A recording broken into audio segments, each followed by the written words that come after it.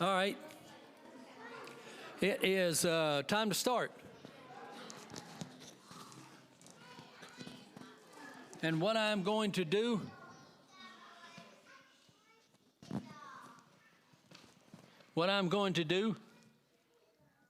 is I'm going to go ahead and dismiss the kids to their classes. So there's some other things going on next door that some folks need to be at, so that have young ones. So I'm going to dismiss the classes so y'all guys can go, and then we'll do the announcements and get started. So take off, young ones.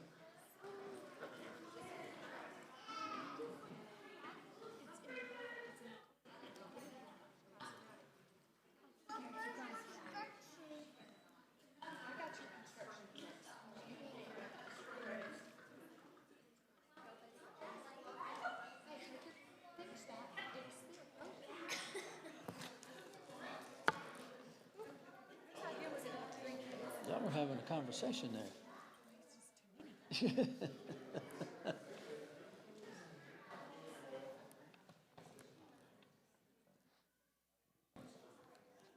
I'll wait for Brad to get to class and then. Oh, you're supposed to go next door? Okay. All right. I will.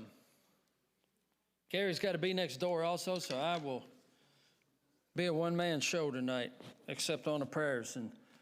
And for opening prayer, I think I'll ask Ed, will you say that in just a minute? Yes, sir. Thank you.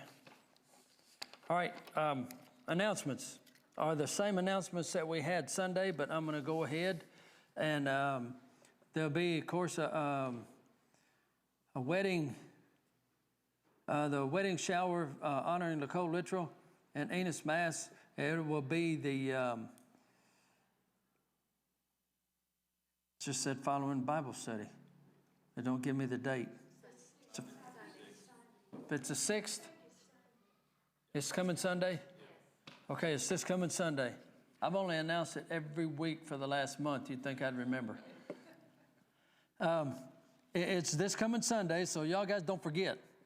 Now, she's registered at Miss Millie's in Amazon, and Enos and Nicole have invited the congregation to their wedding. It's July the 10th at 3:30, so if you plan on attending, then you need to sign up in the foyer there. We also need to remember, hey, Robert, we need to remember Miss Reba Cruz. She has had some infection after her surgery, so we need to remember her in our prayers. And also Anna Reed's dad as he recuperates. And are there others that we need to remember here in our prayers?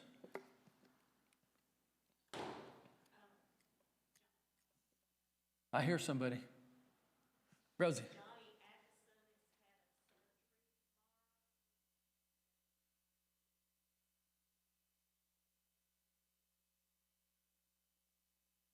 And his name is? Oh, Johnny Atkinson. I know Johnny Atkinson. All right. So we need to remember Donna.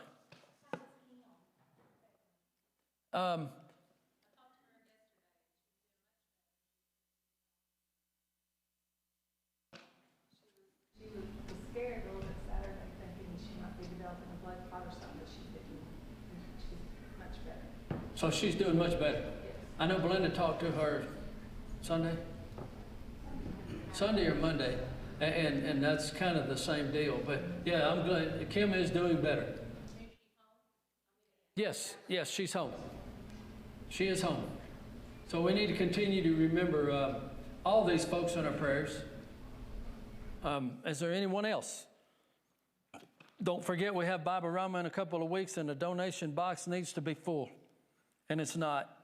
And we need Capri Sun, small bottles of water, and individual chip bags. So, just a Brad. Hey, my sister is supposed to be coming home from Paraguay at 12.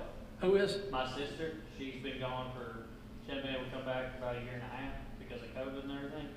Her husband has COVID.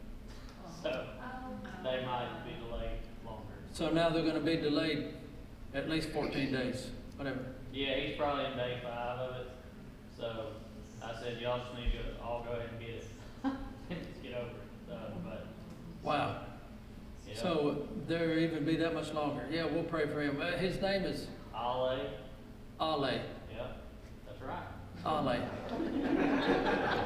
Yeah. Well, I mean, I was looking for his last name. Or that his? J. Gross, Huh? J. Gross. Ale. Ale is good. Okay. Ed, we'll stick with Ale.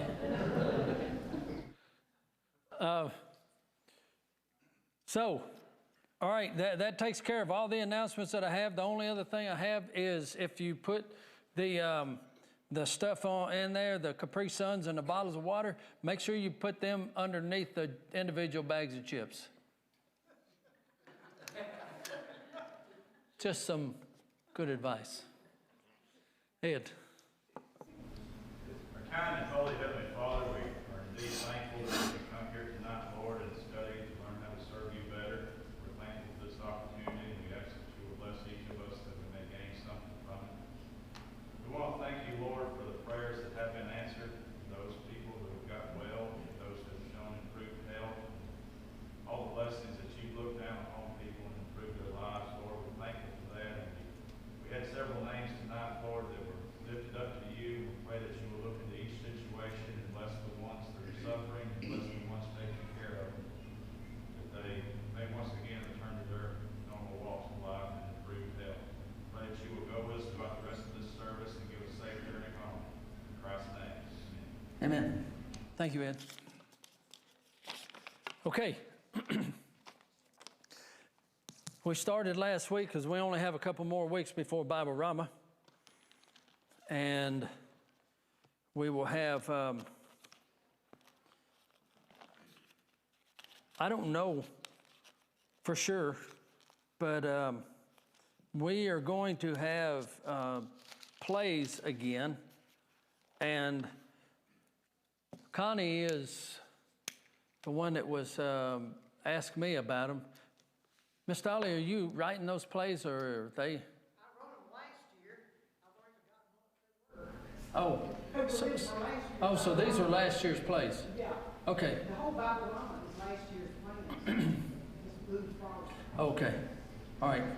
So you'll be getting your job assignments to do whatever you're supposed to do, and it's a lot easier to say no than it is yes, because it's a lot less work, but don't. If they ask you to do something, say you'd be glad to and do it the best you can. So be sure to say, Connie's directing, so you be sure to say yes to her. It makes it so much easier if everybody just says yes. Yes, that's what I'm saying. You can say no, but yes is the answer you're supposed to give. Yeah, so hopefully it'll work out. And remember this, it's for the kids. Just always remember that. Okay, now, we were studying last week. We started in this small little study here of things, these are sayings, old farmers' advice to live by that actually go back to way back past that. They're biblical. And last week we talked about forgiveness, and we talked about holding grudges. And this week what I'd like to start with is, it says, you can't unsay a cruel word. Now, we studied back in a couple of weeks ago, we studied James chapter 3. And do you remember what James chapter 3 is about?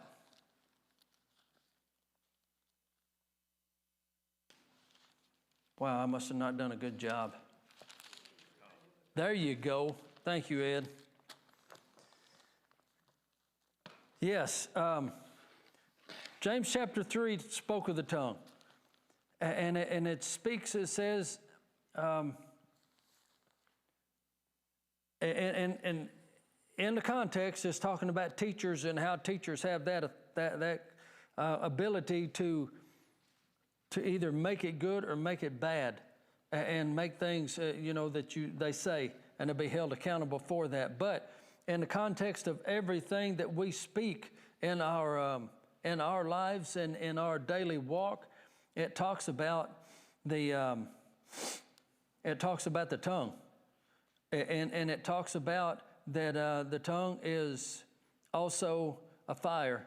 It's a world of evil, and it talks about all the things that the tongue can do, and how, basically you can't unsay a cruel word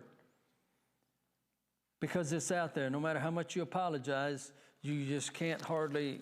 People they remember that. So in Luke 6, verse 45 is where we're going to start tonight.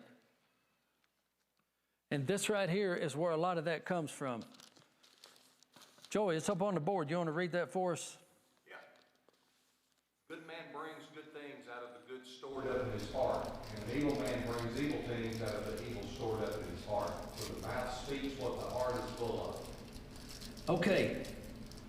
The mouth speaks what the heart is full. So whatever's in your heart, that's what's going to come out of your mouth. So the speaking a cruel word goes deeper than just letting your gums flap. Because what it does is it shows where your heart and what you really think, and where your thought process is. And it's kind of like, I'll go back to Sean and Melissa's anniversary was this week, and I sent Sean a text message, and it was about Melissa, and she told me tonight, she said, I got your text. Sean sent it to me. She said, that was really nice. She said, but I think it was more of a backhanded compliment than anything. And that's one of those things that, I did that on purpose. If you know Melissa and Sean, you know that, yes, what I said to her was a backhanded compliment, but the point in that is there are times that people say things that are not complimentary. And it's one of those things that, another one of those old sayings are, and I've heard people say it all my life, your mama always said, if what? Do what, Julie? That's exactly right. If you don't have anything good to say about something, don't say anything. Just don't say anything. Because that makes it a whole lot easier. And we'll talk about this down here in another part that this guy, that talks about. So, Miller, put up chapter, I got it, hang on. I forgot. I'm sorry.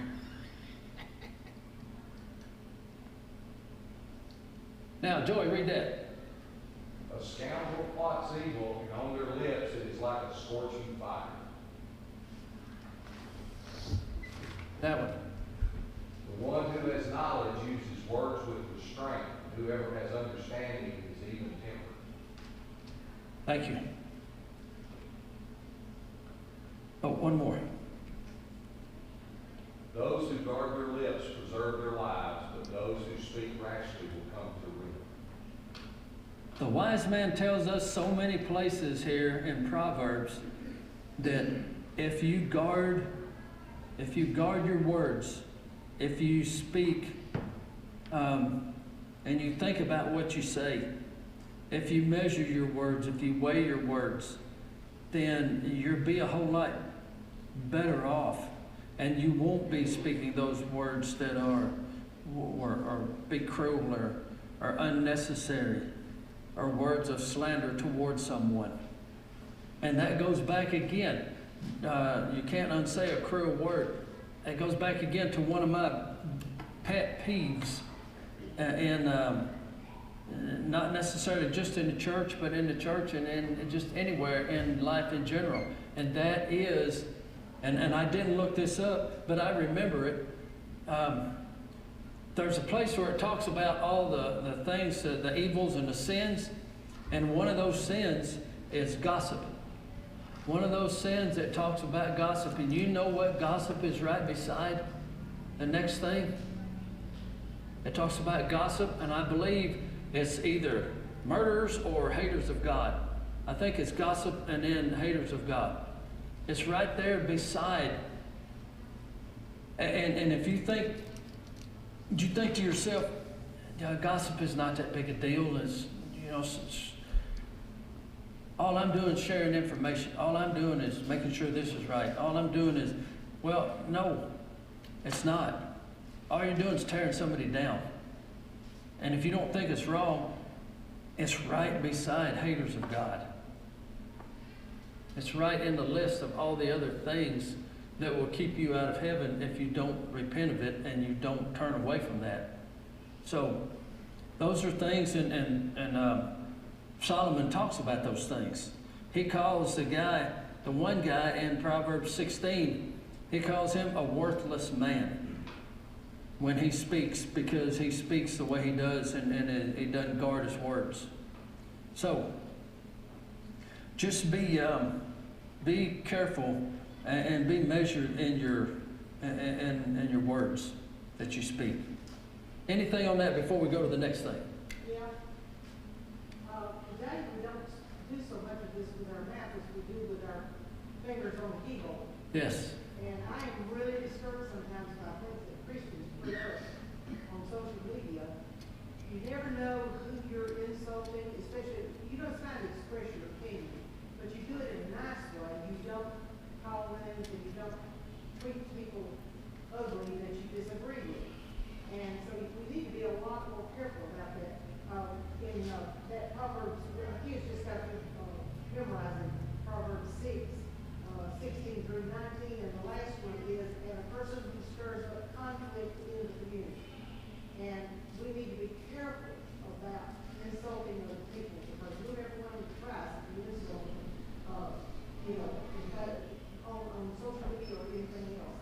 And I have actually blocked some Christians because I did not want to read their hatred online. And that's bad when you have to do that to people, Christians.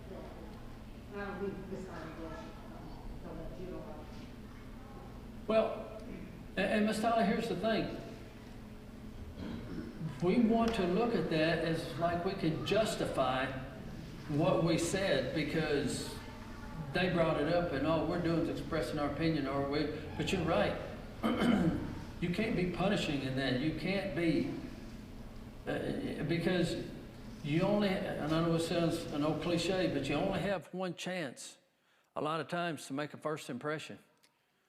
And when you come across that way, like it or not, one of the first things people say, I thought he was a Christian.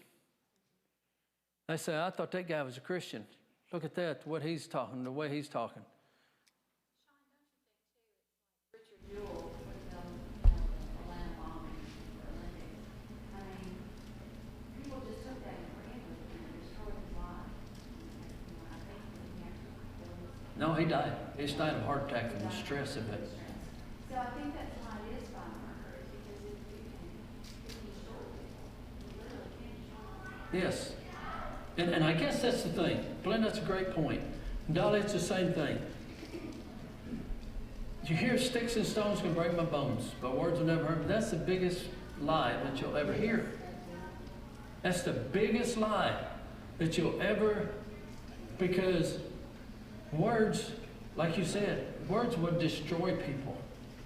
It'll destroy their lives. It'll destroy their, they can destroy their marriage. It can destroy their relationships with their children. And that's words that do that. And it's so easy for us to be able to pass those off and say, and to justify and to rationalize the things that we do and the things that we say, rather. So it is so important, it's so serious. And it's hard for me to say even. But it is so serious for us to really guard and weigh and measure our words. So those are really, really good points because they can ruin lives. Okay, anything else? Those are great points. And this goes along with it because we just talked about that just a second ago. Remember that silence is sometimes the best answer.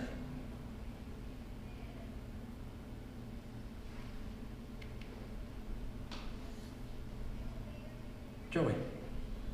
Whoever derides their neighbor has no sense, but the one who has understanding holds their tongue. Holds their tongue completely. There again, if you don't have anything good to say, don't say anything at all. And sometimes not saying anything when you want to say something is probably the very best thing to say, or the very best thing to do.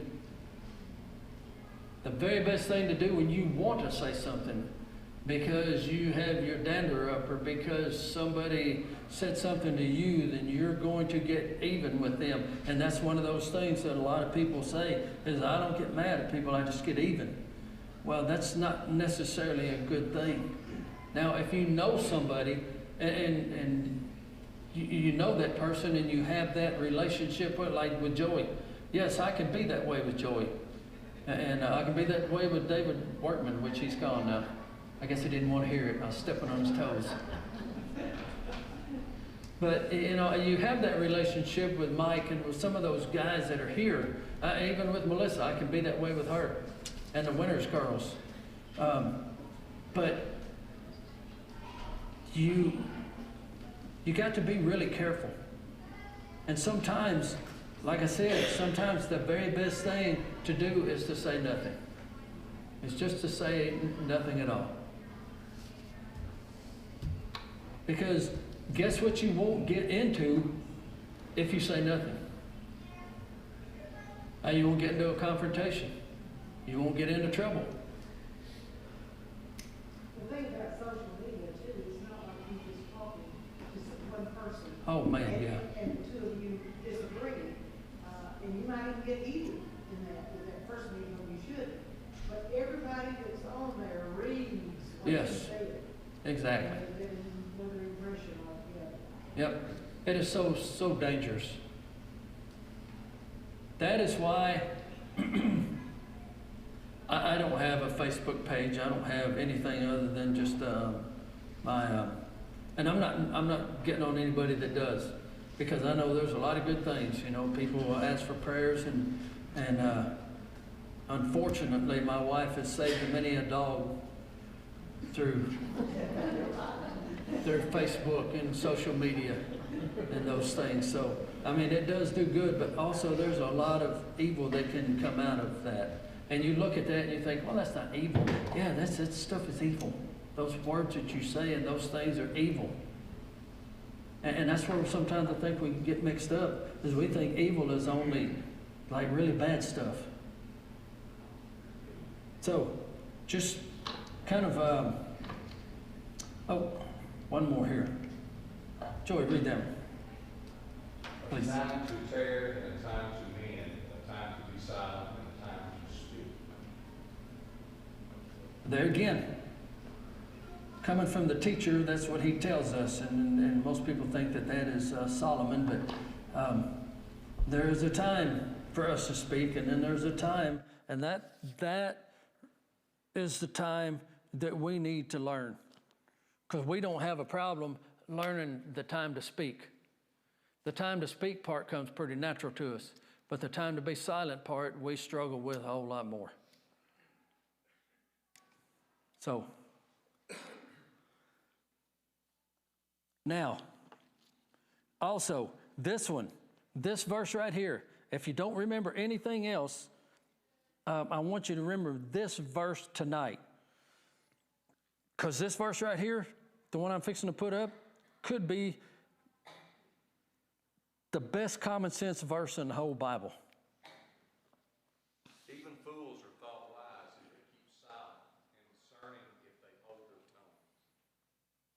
Now, what is the old saying that we always say?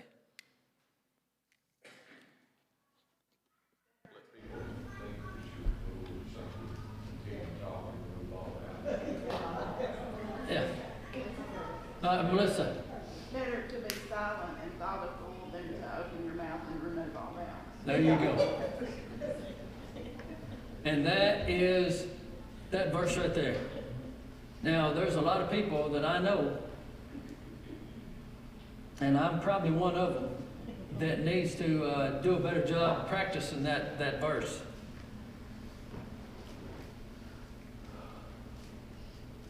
Because there are 3 or 4 different kinds of people in this world. There are people that know. There are people that know they don't know.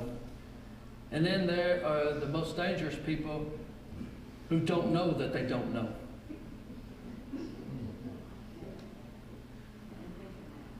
And those are the kind of people who need to be practicing this verse. The ones that don't know that they don't know what they're talking about. So, this verse, that's what it says. It's what Joey read. Even fools are thought to be wise if they keep silent. So, being silent has a lot of benefit to it. All right. Anything else? All right. Here's the next one. And think about this before you answer this, because there's one person that in the Bible that I think about when I think of this verse. When I think of this saying, if you find yourself in a hole, first thing to do is stop digging. Who is it that you think of in the Bible when you think of that verse? Anybody in particular? Peter. What'd you say, Robert? I agree with you, that's what I thought. Yeah. You thought, I thought Joseph on him trying to dig himself out, he was in a hole. well, yeah, he was in a hole. Yeah, well, yeah, I can see where y'all guys thought that. But it's not literally in the hole, is what I'm saying. It's not literally like in the hole is, but Peter. And we'll go through this next verse. Joey, read that. Whoever shuts their ears to the cry of the poor will also cry out and not be answered. Okay. Now, this one. This is one of the first ones I thought about. This is a little bit longer, Joey. Then seizing him, they led him away and took him into the house of the high priest. Peter followed at a distance, and when someone there had kindled a fire in the middle of the courtyard and had sat down together, Peter sat down with them. The servant girl saw him seated there in the firelight. She looked closely at him and said, "This man was with him," but he denies it. "Woman, I don't know him," he said. A little later, someone else saw him and said, "You also are one of them." "Man, I am not," Peter replied. About an hour later, another asserted, "Certainly this fellow was with him, for he is a Galilean." Peter replied, "Man, I don't know what you're talking about." Just as he was speaking, the rooster crowed. The Lord turned and looked straight at Peter, and Peter remembered the word that the Lord had spoken to him. Click it. It's 2 pages. 2 pages, click it. Oh. There. "Before the rooster crows today, you will disown me 3 times." And he went outside and wept bitterly. Thank you, Miller. Thank you, Joey. Okay. When I read that, when you're in a hole, first thing to do is stop digging. When Peter goes there, they ask him once, he denies it. They ask him again, and then they ask him the 3rd time. But instead of stop digging, he keeps digging. He keeps digging the hole, and he keeps digging. And then when the 3rd time, happens, the rooster crows, hits him, and Jesus. Y'all ever thought about this? How daunting that would be. When he did that the 3rd time and that rooster crowed, what does it say? Who looked at him? Jesus looked right at him. Can you imagine that? That gives me cold chills when I think about that. That he had just told him, he said, I'll never forsake you. And he told him, he said, no, you will. And then when that happened, Jesus looked right at Peter, and I can just see him, just glancing over to him like, you didn't let me down. But that's one of those times that Peter should have stopped digging. There's another time on the Mount of Transfiguration, that's in Matthew chapter 17. That's one of those times, again, all these that I put together here kind of tying together. It's one of those times that he should have been quiet. But Peter, when they go to the Mount of Transfiguration, they see those, and he says, I think, Peter pipes up and says, we need to make 3 tabernacles for you and Elijah and Moses. And